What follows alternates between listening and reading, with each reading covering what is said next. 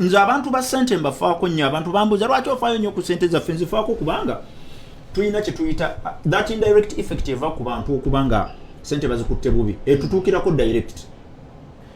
kuba tetugenda kubeera bulungi ng'akuliranya ali bubi aleme kukuba kyentegeeza kati nze mutabani wange ali Uganda oyo omwana ssente ze bwazimisimanejinga mutabani we yagenda okuba wange akatayimbu kati kyovola wanfaayo kuzize gwekyo ekibuuzo ky'essente za Kadaama kimanyi zirabye simanyi zibonyebonye okyogera because tofaayo bw'otafaayo ku muntu akuliraanye effect ze ez'okuba nti amisimanejinze ssente zijja butereevu gy'oli kati kyovola tubayambako fe abamanyi nti effect y'okubanga omuntu tamanejinze bulungi ssente entuukirako butereevu nga bwekutuukirako gwe so kyovola abantu tuvaayo tubayambeko muziterekebwe muti mwekolemu omulimu naye nga emboozi eriwo eri eki wojja ssente woboozizza market raping tejja kukola tosobola kulaaya mu katale nti nvudde wano wampadde ssente mu UAE ate ozizza Uganda ogule poloti 5 ku 10 ssente zizze wano awakuwadde milioni 10 wasobola okuwa 10 bw'oba otegedde ekyokukola nzikiriza abantu bombasiibule ntumireko abakwagala nange ntumireko abagoberera ababadde ku the business babadde bangi nnyo retention ebadde ya mutawaana nnyo over 70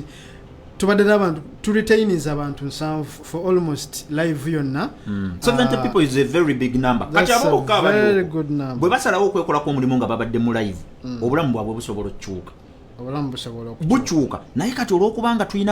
tulinamu mentality egamba nti nze buli negatta ne bannange weegattire mu nsi eyo na system ezitambula obulungi obwegasi kintu kikulu nnyo tewaliwo banka ya bwannannyini nga terimu bantu balala bangi nnyo Centenary Bank ewaka erimu abantu bameka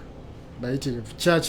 church number ate mmwe muziteeka nayo naye abantu tebakimanyi nti be bannannyini banka eyo they don't know sente ezo be baziteekayo ne bagikola kyova olaba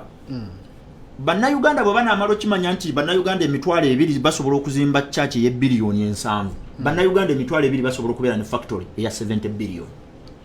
nemusonda sente nemusobola okuzimba musobola okwesonda ne muzimba church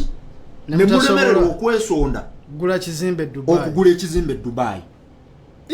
ate zindu ekyo mbadde sinzi okategedde bulungi nnyo 20,000 Ugandans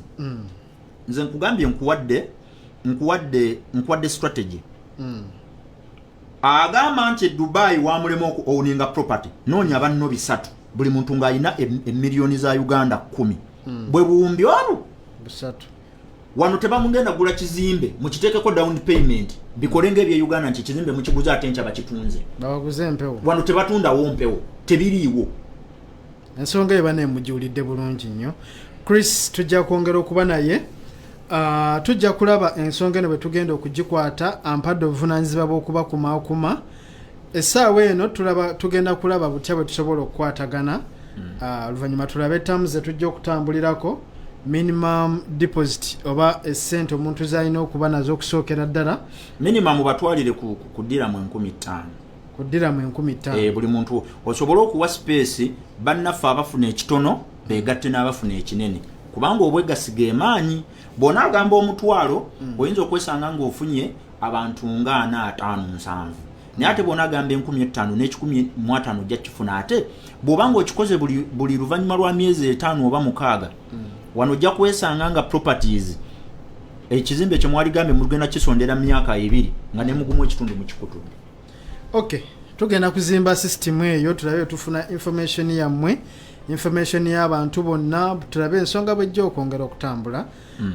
Tujja kuba twongera okujanjula wano video nja kuba nzikola genda ku YouTube ekuli The Business Mind Podcast nyiga akadaako video ejja kubozera bulungi.